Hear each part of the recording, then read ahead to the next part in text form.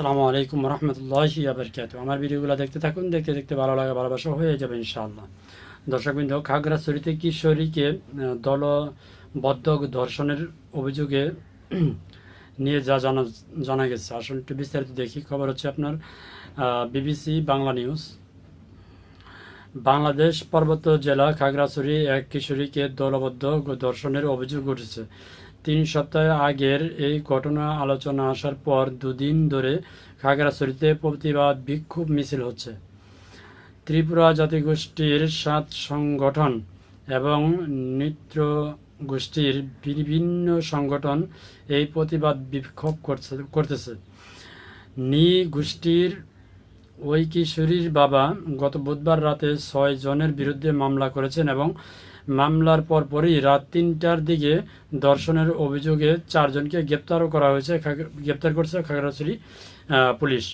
সর্বশেষ পাওয়া তথ্য অনুযায়ী ভুক্তভোগী ওই কিশোরী আত্মহত্যার চেষ্টা করে এবং তার অবস্থার অবনতি হয়। সে ওই অবস্থায় তাকে গতকাল বৃহস্পতিবার চট্টগ্রাম মেডিকেল কলেজ হাসপাতালে ভর্তি করা হয়েছে।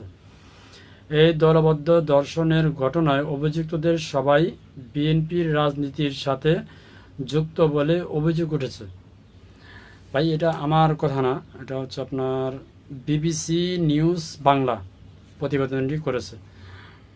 আমি দেখাচ্ছি,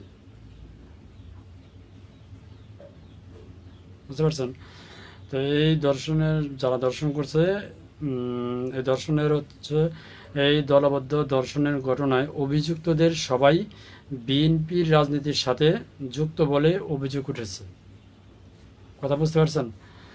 তো যেই দলেরই হোক, যারাই হোক, আমরা চাইব যারা দর্শন করছে দর্শকদের দৃষ্টান্তমূলক কঠিন সাজা হোক, এটা আমরা সবাই চাই।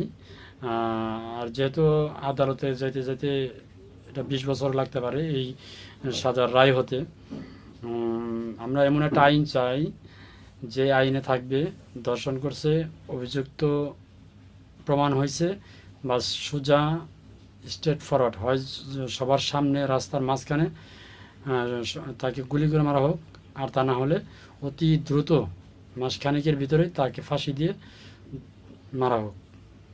তাহলে 2-1টা বিচার হলেই এই দেশের থেকে ধর্ষণ কমে যাবে। ভালো থাকবেন। আসসালামু আলাইকুম রহমতুল্লাহি ওয়া বারাকাতুহু।